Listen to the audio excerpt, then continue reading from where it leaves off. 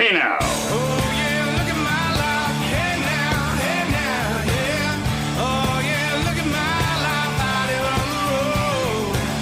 Oh yeah, look at my life. Hey now, yeah. Oh yeah, look at my life out here on the road. Hey now!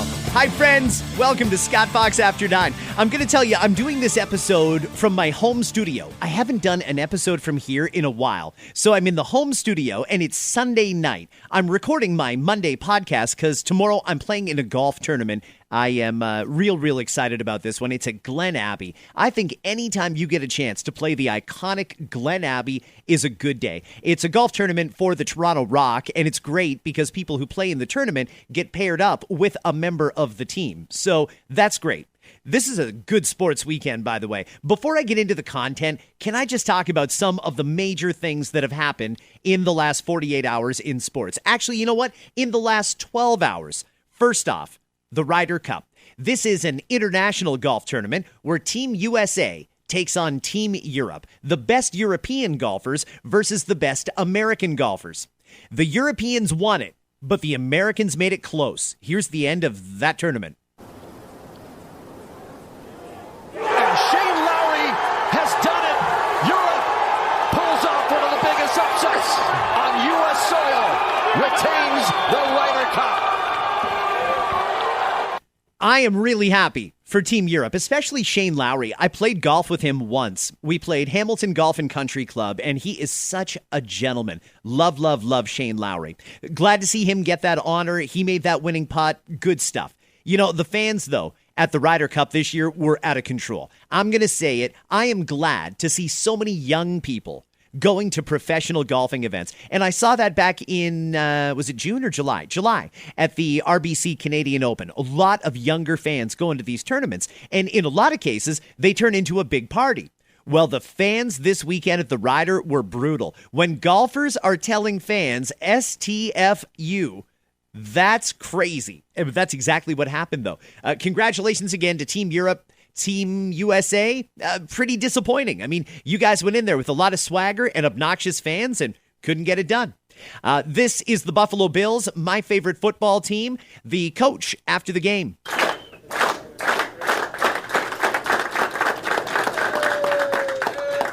Hey, man, that's a big-time win. At home, great freaking job, man. Proud of you guys. Give yourself a round of applause, man.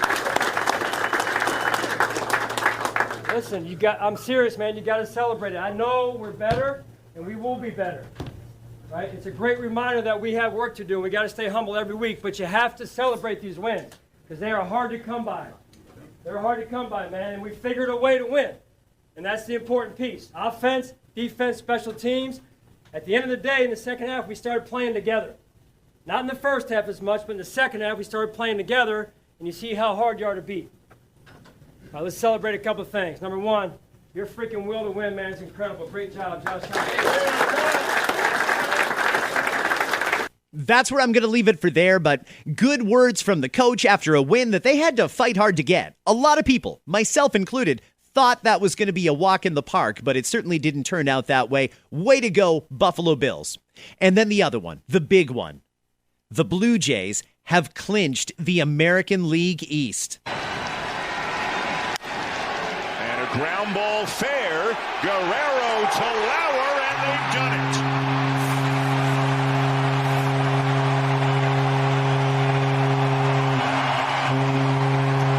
The Toronto Blue Jays are American League East Division champions for the first time in 10 years. Feels real good to hear that, you know? I mean, I am excited to watch baseball again, including playoff baseball. October baseball in Toronto is fantastic. Way to go, Blue Jays. All right, that's the bulk of the stuff there. Now it's time to jump into this episode of Scott Fox After 9. Today, you're going to hear from the Parliamentary Budget Officer. Got to hear from this guy because what came out in the last couple of days has been scary. This guy's real good, too. He's the interim Parliamentary Budget Officer, but he makes a lot of sense, and I love the way he explains things. So stick around. I'm going to play that. I've also got a little bit of Premier Doug Ford from last Thursday when he announced Ontario is getting rid of the speed enforcement cameras. I don't know if it was Thursday or Friday. I couldn't cover it because of the listener DM episode, but either way, I have an update on that.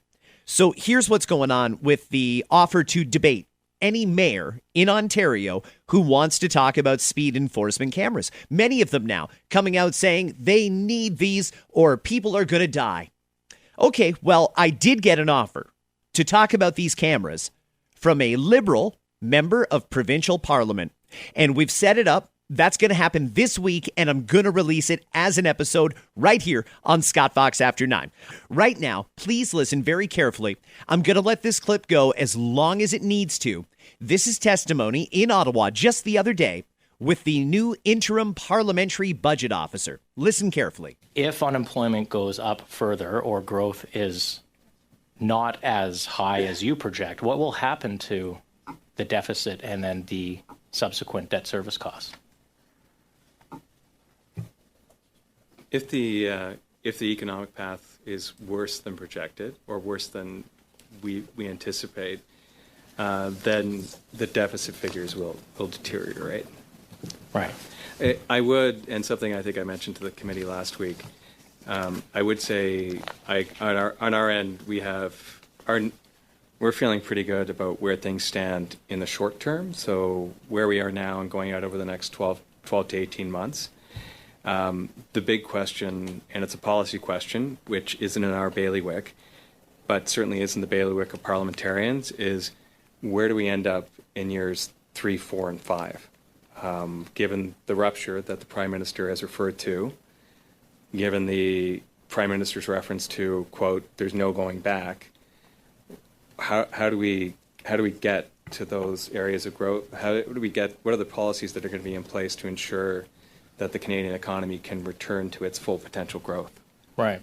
I mean, that's very, very interesting. Okay, so in the short term, when the Carney government puts out their budget November the 4th, we aren't going to be in a catastrophic situation, nearest he can tell. However, we're in uncharted territory when it comes to this budget because of how much it's putting us in deficit. I guess what I'm highlighting, or what I'm glad you're kind of confirming, is we might not be in the worst economic environment yet. And what we're seeing actually with the levels of spending is we're increasing the risk to the fiscal framework of the country before we're in potentially much more serious economic challenges. Like if we're going to spend almost 14 cents of every dollar on interest on the debt without a recession in the next couple of years, what could that be if there is a recession? Could be 15, could be 18, could be, any number. Would you view that as a risk to the framework?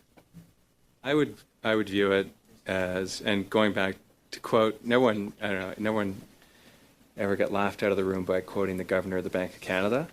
It's positive growth, but it's not going to feel good for most Canadians across the country.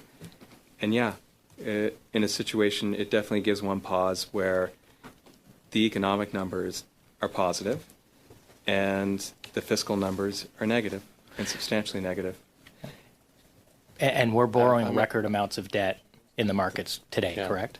That's our time. I'm Pardon sorry. Pardon me, Chair. Thank you for your indulgence. Mr. Gasparo. I'm really trying to figure out right now how this is playing to you listening in the car. Are you hearing this and thinking, oh my God, this is not like we thought we would be discussing the budget? When we heard austerity budget, we thought there'd be cuts and stuff like that. And no doubt there will. But when you hear the Parliamentary Budget Officer speaking the way he's speaking, does that concern you at all? I'm a little concerned, to be perfectly honest with you. This is a very ominous prediction. I read a report earlier this year from the IMF that referenced for every dollar that was spent on interest on the debt, there was a somewhat reduction in spending on social services. Are you aware of that report? That came out in the spring, I think. Is that report that you're familiar with? Yeah, I'm the report. Actually, I think I read the report. I forget the It was several months ago, and I read a lot. I forget the precise numbers, but I am familiar with it. But the underlying principle associated with a lot of the basic macroeconomic models is a dollar that the higher your debt and the greater your debt interest costs, it ends up eating up spending in other areas, whether it be social programming or investment or so what have you. Right. So when you say, when you use the word unsustainable, is that also what you're getting at? That the level of debt that we have and the burden of the service costs of that debt is unsustainable, such that a consequence would be a reduction in social service spending? A reduction in spending. Again, we don't do policy. Sure. We do budgeting, and from a basic budgeting perspective, you have spending and you got revenues. And in a situation where you have a large deficit, and effectively it's not, your debt levels are growing at an unsustainable rate, you got to either increase your revenues or you got to decrease your spending. Right. And so when there were questions asked about increasing debt and deficits 5 and 6 years ago, or saying, after the new administration took over and said they were running some small deficits, debt service costs were about, I think, 7 or 8 cents on the dollar. You're now projecting that goes to 14 cents on the dollar. Some people were laughed out of the room for asking questions about why we should be concerned about this, but here we are. And again, that's before we have any serious economic downturns or even a recession. So would you say that spending is at risk as debt service costs continue to increase? Is that a fair? That would be conventional macroeconomic policy as practiced by the world. So are we close to where we were in the mid-90s? Maybe are we closer to where we were in the mid-90s than we were 10 years ago? The numbers in the mid-90s were far more alarming. This is with an increase now, with the federal debt to GDP ratio forecast to increase. If we don't change things, we're going to end up there again. Thankfully. Thank you very much. Thank you, Mr. Chair. Wow. I know it was a little dry, but what a message coming from our interim Parliamentary Budget Officer. That's scary stuff that he's basically warning us. We need to correct course before this budget, or we're in a lot of trouble. Now, he continued his rounds. He was doing some media interviews over the last couple of days. This one is from CPOC, and I believe he is talking to Michael Serapio. This is, again, the interim Parliamentary Budget Officer. We're on the path to being in trouble. So that's what our 5-year forecast, the numbers that we released earlier this week, indicate. That if left unchanged, the fiscal path that the government's currently on will definitely result in us being in quite a bit of trouble and having to make some hard decisions. Now, in getting here, what do you attribute this to? Is this like Donald Trump's trade policies, the roosters coming home to nest, or is this about government spending priorities and not controlling it? I think it's kind of a little bit from column A and a little bit from column B. So there definitely is an impact in comparison to our previous forecast. You can definitely see the impact on the overall growth for the Canadian economy. A larger part of it is the government policy decisions. So there ends up being about $115 billion in net new costs since the last time we prepared a forecast back immediately prior to the election in March 2025. And a good part of that is attributable to defense. So changing geopolitical environment, priorities for the government to increase spending on defense, which we saw that was announced in June, earlier this year in June, and of course on the tax side, on the revenue side. So $6 billion a year, so about $30 billion over the next year, plus revenue that we're no longer going to have because the lowest personal rate went from 15 down to 14. Mm-hmm. But yeah, certainly a little bit of both, but certainly at this point, it's more on the government. Really, really compelling stuff. I gotta say, this interim Parliamentary Budget Officer has a really good way of explaining things. I know that was a little bit dry, but for the most part, I understood exactly what he was saying, and I thought that was very compelling. That was a very good explanation. You know what? He is dry, so I'm going to leave it at that. But I wanted to get that on your radar because this is something we should all know. He just laid out all of the concerns in, what do we got here? Under 10 minutes. Under 10 minutes, he laid it all out. If you know somebody who's concerned about the budget, they should hear that. If you know somebody that's looking forward to this budget, maybe they should listen to that as well. Just a little food for thought there. Now I'm going to move on. The Prime Minister, as you've likely heard, is out on his second trip of the week. It began when he was in New York with the UN meetings, and then he came back to Ottawa for one day, and then he took off to the UK. And one of the questions coming out of this is, why are you over in the UK? Why do you keep trying to find ways to be outside of Ottawa when people in Canada want to see some progress made on the issues that they care about? The Prime Minister really didn't have a great answer for that. I'm going to play some audio for you from the Prime Minister and his overseas visit. Listen to this and you be the judge. Good morning, Prime Minister. Jeremy Sherrill, CTV News. Conservatives say you are jetting around but getting nothing done. You've met with numerous leaders while you've been here, but you're not signing a new deal or making, announcing a new partnership. What have you achieved tangibly for Canadians during this trip? Yeah, look, there's a couple of things, Jeremy. One is that, and I would look at what we've done over the course of the last 10 days in Mexico, in New York, in Ottawa, in London. Major trade deal with the fourth largest population economy in the world, Indonesia, a country that's on track to be the fifth largest economy in the world over the next 2 decades. The first major trade deal for that country with Canada. It's comprehensive, signed.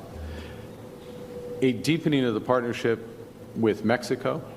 Very specific set of objectives that are going to be, and partnerships that are going to be tracked and built on over the course of the next 3, 6, 9 months, consistent with the review of CUSMA with the United States, crucial. Prime Minister Starmer and I agreed a series of economic and security measures back in June. This meeting was designed to go through progress on those measures, make sure we're on track on everything from digital to agriculture, and that the defense cooperation and security cooperation arrangements are lining up, also to coordinate strategies on Ukraine, on the Middle East.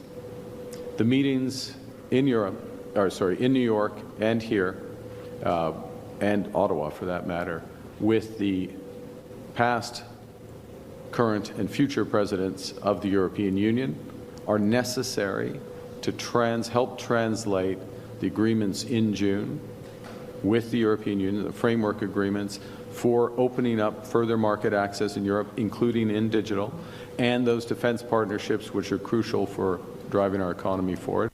He sounds like me when I'm trying to explain to my boss my travel expenses.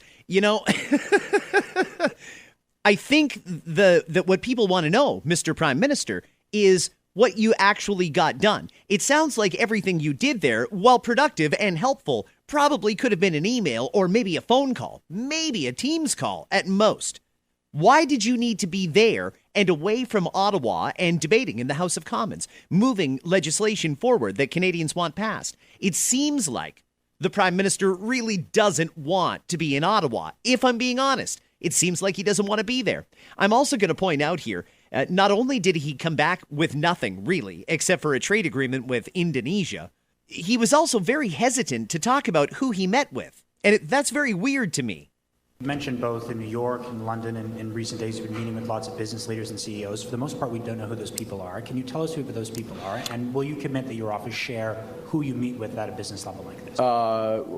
Yeah, I think we share broad.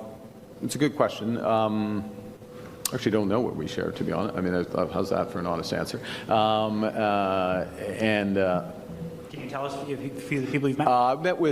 We met today with a number of infrastructure type investors. And so people who have global capital invest around the world, largely in infrastructure projects. And the sense that what I was looking for was partly obviously to tell the story of what we're doing in Canada, major projects, improving the tax system, moving forward fiscal responsibility, but also to hear from them perceptions of Canada, where they're investing elsewhere, what's driving their investment, what are the major themes, so that we're setting up the right partnerships for the country. I'll review our policy. I don't know what our disclosure policy is, so thank you for that question. And I don't know if we have to check. There's no. Let me be absolutely clear, though, just for the avoidance of doubt. The discussions I had in New York and here are discussions about the overall investment climate, not specific transactions or investment deals. Is how is Canada perceived? What are the global trends? What we're doing? How that would be perceived? Because we're looking to raise the profile globally.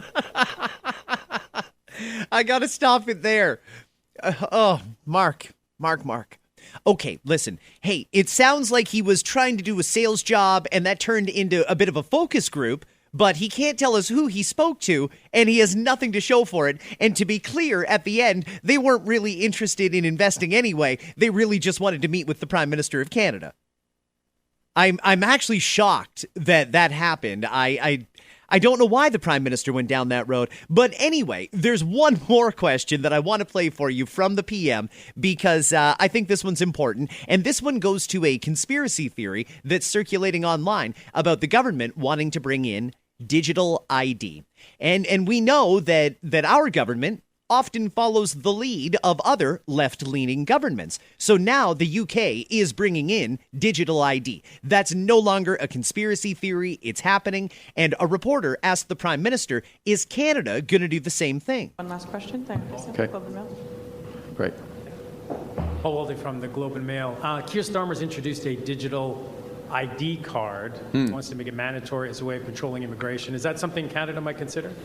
Well, Paul, one thing I would put in terms of context is the UK is relatively unique in not having other forms of identification. So there's been a long history here not to have ID.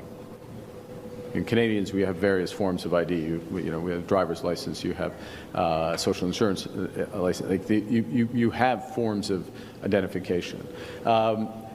In terms of so now, are there merits to having common digital identification for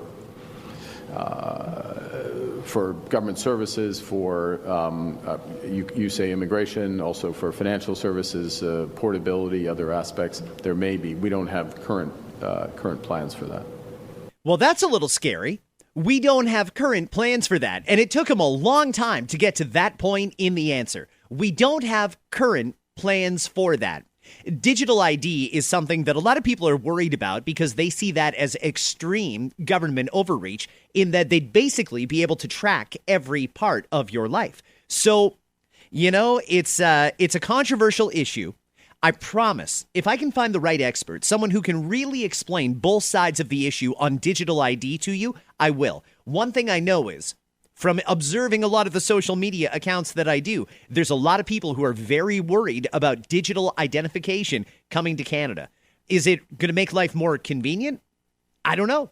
Is it going to make us a lot easier to track? Yeah, likely. And why? Who would want to track us, and why would they want to do that? That's something I'll take up on a future episode. I promise. Hit subscribe, and you will keep getting daily episodes of Scott Fox After 9. Before I move on to speed enforcement cameras, I want to play this for you because I think this is really well said. It's the Premier of Alberta, Danielle Smith, and she was asked a question by a reporter about the province of Alberta's plan to stop kids from using puberty blockers who want to transition their gender. So listen to Premier Smith answered this question head on. This is a very honest answer from a politician. How do you keep spreading misinformation about puberty blockers? You're not telling the truth. You're saying that they sterilize children. That's not what puberty blockers do. Well, I encourage you to look up what puberty is. Puberty is the process a child goes through to become sexually mature so they can have babies. Puberty blockers, by very definition, stops that process. Someone cannot have children if they don't become sexually mature. And so we are allowing for a process where kids, when they're old enough to understand the implications of the decisions that they're making, they'll be able to make that choice. And that is about age 16, so that it doesn't interfere with their ability to have kids. So that's the approach that we're taking. But it's reversible. It doesn't permanently stop them from having children. You're conflating puberty blockers with hormone therapy. If a puberty blocker, if you stay on it, it by definition blocks puberty. And if you're blocking puberty, you're not able to have children. So we're going to protect a kid's right to be able to make adult choices when they're adults. And we're prepared to defend that in court. And you're prepared to force children to go through male all the puberty. time we have for questions today. That reporter, clearly after something out of Premier Danielle Smith. I thought that was a very good answer. I'm curious to hear from anybody listening right now, though, who might disagree. Does anyone disagree with what Premier Smith said there? Because it made sense to me. You can slide into my DMs at Scott Fox on air and Fridays. I always do. Listener DMs, and I will read whatever it is you have to say right here on After 9. Now, let's get to Premier Ford's announcement on Thursday. I believe it was Thursday. Yeah, it must have been.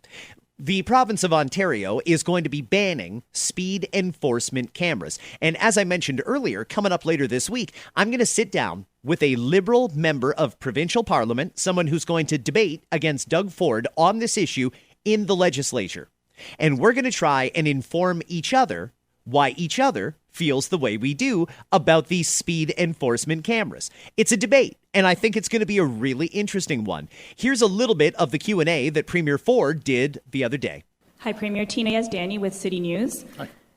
Premier, I want to talk about the timing of this. Why now? Because you're making this announcement after dozens of these cameras were vandalized across Toronto. So are you placating the vandals?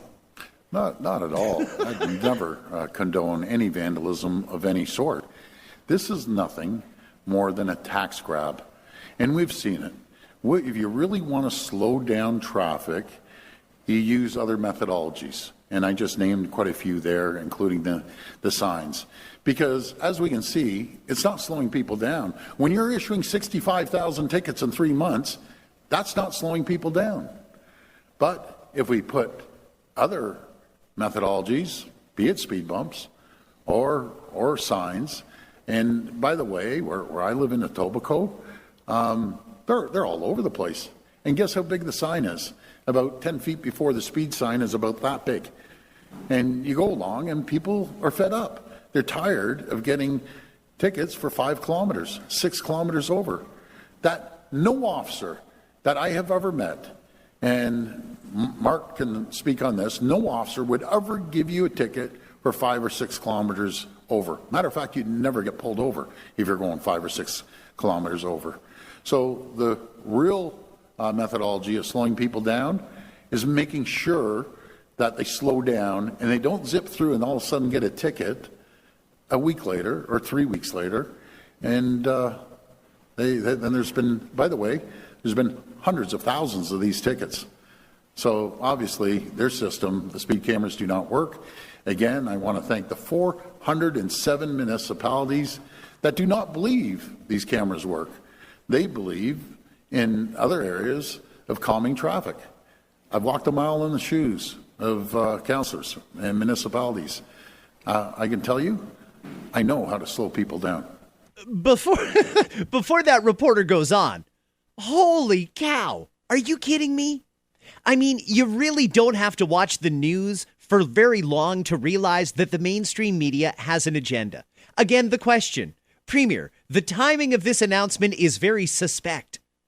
Vandals have been cutting these down, and now you announce that you're getting rid of them. Are you placating the vandals? That was the first question, and it was a serious one, apparently, that the Premier got asked on a very important topic that has become very controversial. That is shocking to me, but here's the rest of it, the follow-up here from that reporter. Are new. These have existed for decades. So Why do you think they'll make a difference now? And will you reconsider the speed cameras, at least around school zones where they've been proven to work? Because they've never used them. You're saying they've used them. I could bring you around town and show you that there's nothing. You're coming off my favorite one is you're coming off the QEW 427 at Martin Grove and Eglinton. That one has been taken down 3 or 4 times. And you're going at a fair click if you hit the green light. And all of a sudden, bang, there's no warnings, there's no nothing. And by the way, it's not even close to the school. So they're putting them in places and abusing the taxpayers. This is nothing more than a tax grab. They need the money. I've had mayors call me up, and the honest ones, and there's all the mayors are honest as far as I'm concerned, but the real honest ones told me, you're right, Doug, this is a tax grab. We need the money for roads. We need the money for this. Okay, well, just be honest with the taxpayers, but don't gouge them. Wasn't that a good, thoughtful answer from the Premier? I mean, agree or disagree with the guy, he's being honest, and I believe him when he says some mayors have acknowledged to him these are a cash grab. It's amazing how much this debate has changed since the Premier got involved and said we're going to take away the municipalities' rights to use these cameras. It's now become very much a left and right issue, and I don't know why it has to be. To me, this is like a taxpayer versus government issue. I don't know why we're drawing a political line down the middle of this topic. I mean, feel however you want to feel about it. It just shouldn't be conservative versus liberal on this particular topic. We all get tickets, and we all want safe streets. Let me play just a little bit more of this Q&A here. Hi, Premier. Siobhan Morris, CTV News. Hi, Siobhan. In the budget, you had talked about wanting to make sure that there was proper signage, looking at ways to get the speed camera program sort of under control. Why have you gone from, okay, let's look at better signage, more communication, to just outlawing them entirely? Because enough's enough. We know what this is all about. If you really want to slow people down, speed cameras do not slow people down. Now, who it slows down are the people in the community that knows where the speed cameras are, but the thousands and thousands of other cars that go through, they don't slow down. We want to make sure that we put in certain areas, certain measures that will calm the traffic down. Because I'll tell you, if you don't know where that speed camera is, you're zipping by. But if you have a speed bump, you aren't zipping by at all. Or if you have a roundabout, you aren't zipping by. And the warning with the flashing signs coming at you, you know to slow down. You talked about this infrastructure that can slow people down, including things like roundabouts, speed bumps. Those are going to be disruptive to communities, are they not? And slow down traffic further, and something that I think that your government's been trying to avoid is making it harder for people to get where they're going. Absolutely not. In front of schools, people want to slow people down, we'll slow them down. You're kind of talking out of both sides of your mouth to be respectful to you. You're saying, don't slow them down, slow them down. So it's one or another. I want to slow them down. I want to make sure that we have safe streets. I want to make sure we put the measures in to actually slow people down, no matter if you live in the community or you're just driving through the community. That's what we need to do to make sure that we continue protecting areas like school zones. There's one more part of this news conference I want to play. I know I've got a ton of listeners in Waterloo region, and I want to play for you the mayor of Kitchener, Ontario, Barry Verbanovic. I've interviewed Barry dozens of times, especially during COVID. He would come on my radio show regularly, and we'd talk about what's going on in the community, how things are going, and things like that. Well, Barry, I was actually pleasantly surprised to see that he was there with Premier Ford in opposition of the speed enforcement cameras. And he had an interesting explanation for why. I think this is worth hearing coming from a mayor and not a provincial politician. It's a real pleasure to be here, and let me begin by emphasizing I know that there's not a single elected official coming to this podium today, or for that matter, I believe in the province of Ontario, that doesn't have the safety and security of the residents they represent top of mind. I can also tell you that the residents we hear from also believe having safe communities and safe roadways is a major priority. But when it comes to automated speed enforcement, that's where folks go onto different pathways. People want traffic calming, people want infrastructure improvements like the ones behind me, people want speed enforcement but prefer it from a real live officer. From the mother coming home at 11:30 from shift work to the older adult who has been driving for more than 50 years and got their first ticket unknowingly, the list goes on. residents largely didn't believe they were learning a lesson. They were just getting angry, losing their faith in government, and having dollars taken from their pocketbooks. As the Mayor of Kitchener, one of Ontario's biggest cities, I take the responsibility of the safety of our residents very seriously. That's why I, along with our Council, have wholeheartedly supported Kitchener's Vision Zero strategy, a long-term plan to reduce serious injuries and death due to traffic collisions to zero in our community. Through our Hotspot Improvement Program in Kitchener, we're using citywide data to understand where the greatest risks exist and understanding them through traffic calming, road reconstruction, and other measures like those being proposed today. It's making a real difference. It was also a big part of the reason why last year in October, the City of Kitchener Council decided not to be part of our region's ASC cameras on our city-owned roadways. We believe that our Vision Zero initiatives, built on a foundation of changing behaviour through road design and not punitive measures, has been the best tool to balance safety and affordability for our community. Premier and ministers, today's announcements are about listening to the residents that we all serve, so that together we can build safer cities and communities and a safer Ontario for everyone. Well said, Mayor Barry Verbanovic. I thought that was great, coming from a mayor of a big city in Ontario. Very good stuff there. And again, later on this week, I'm going to hash it out with a Liberal member of provincial parliament right here on Scott Fox After 9. One of the people who is devastated, though, at the news that the speed enforcement cameras are going is Toronto Mayor Olivia Chow. Now, she can't possibly be that upset about it. This weekend, she had time to drop by the Latin Fall Festival. Here is the mayor of Toronto. I've had taco party where I have like 10 different ingredients, and then so I have the salsa, the guacamole, and the different vegetable, different salads, and then different cheese, and then you have the chicken, and then you have the shrimp, and then you have the beef, you have soft taco, and then corn taco, and this kind of taco, so I love having taco parties. Oh dear. You know, it's unfortunate it's an audio-only podcast because what you didn't see there was the mayor shuffling back and forth along the stage as she listed off all of the ingredients that she has at her taco parties. Friends, that's going to wrap it up for today. I will have lots more episodes coming out this week, but I'm not 100% sure about tomorrow. I've actually got a day off tomorrow. National Truth and Reconciliation Day in Canada is a federal holiday. Because I work in radio, we're federally regulated, meaning it's supposed to be a holiday tomorrow. So I don't know if there's going to be a pod or not. It's going to depend how I feel when I wake up. But either way, I wish you nothing but the best. There are definitely lots more episodes coming out this week. You enjoy your day, and I'll catch you right back here in the next 48 hours.